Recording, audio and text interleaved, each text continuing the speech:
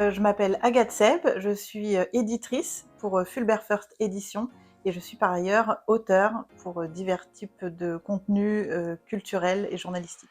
Et moi, je suis Angèle Cocanas et je suis aussi éditrice et par ailleurs photographe et illustratrice. Hollywood Cacos, c'est un roman épistolaire, une fiction épistolaire, ce titre, si particulier, comme dans tout bon film ou tout bon épisode de série, ce titre se trouve dans le livre. C'est un vrai contenu qu'on a retrouvé dans une vraie lettre et on s'est dit mais c'est pas possible, il faut que ce soit notre titre. On l'a notre titre. Quand on est tombé sur la lettre, on s'est dit C'est le titre. Hollywood Cacos. Une fiction épistolaire, c'est donc une histoire littéraire basée sur un échange de lettres des personnes qui s'écrivent du courrier, comme dans les années 90. Et toute l'histoire, en fait, se révèle à travers cet échange de lettres. C'est aussi une tradition littéraire qui remonte à un peu plus longtemps, même au XVIIe, XVIIIe siècle. Mais en tout cas, nous, on a ressorti ça, version XXIe siècle, pour parler du XXe siècle. Pas grand chose à ajouter à part que je suis une fan de l'épistolaire et que j'ai été une grande écrivain aussi avec mes amis dans les années 90.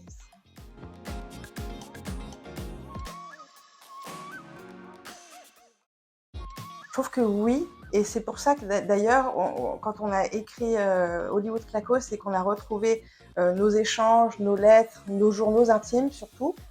En fait, on va très loin et on s'est rendu compte que dans l'épistolaire, dans l'échange, les meilleurs amis, best friend forever, il y a un truc qui fait que c'est aussi un miroir de soi.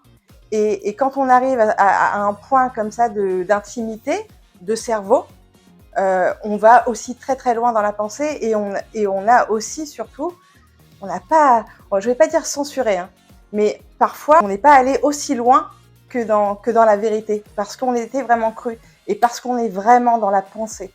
Et si deux personnes réussissent à être vraiment vraiment connectées, moi je pense que en grandissant, au contraire, c'est même sublimé. On peut aller encore plus loin. Ah ouais. Non mais là en plus c'est vrai que ça parle vraiment de quelque chose qui est viscéral en nous, l'épistolaire et Hollywood Cacos, c'est la vérité, c'est vrai, c'est la vérité, c'est au plus profond de l'échange, de la confiance, du laisser aller. On en avait discuté avec une libraire aussi qui nous a dit ah c'est fou parce que on a la vraie action et donc avec ça on a la préaction et le post-action et en fait on sait pas si vraiment ça s'est passé exactement comme ça s'est écrit. Et c'est aussi ce mystère-là qu'on a envie d'aller chercher chez les lecteurs, c'est-à-dire que si on le lit juste en se disant bon bah c'est un journal intime, une sorte de journal intime entre deux personnes, ça peut être très comme ça superficiel, mais il y a quelque chose de tellement profond et qui nous poursuit jusqu'à l'adulte, c'est-à-dire mais qui est-on? Et est-on nous-mêmes avec quelqu'un?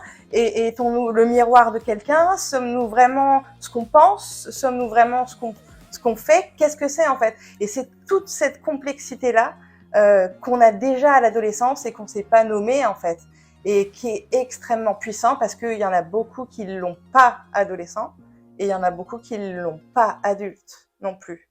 Cette profondeur-là, ces nuances-là. Parce que Solange Paradis, c'est le personnage de la fiction d'Hollywood Cacos, c'est le personnage principal et on voulait que ce personnage principal ait aussi le statut d'auteur.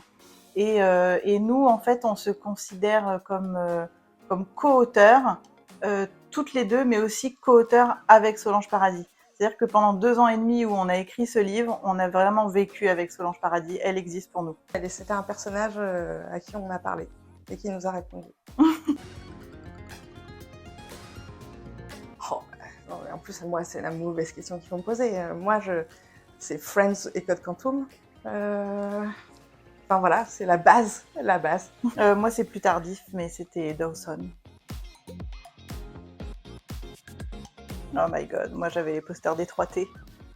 Moi, c'était blindé de posters de films. J'avais mon vidéoclub qui me conservait toutes les nouvelles affiches qu'ils recevaient et après, je les blindais dans ma chambre. Aïe, aïe, aïe. C'est pareil, c'est difficile. Moi, je suis une rockeuse.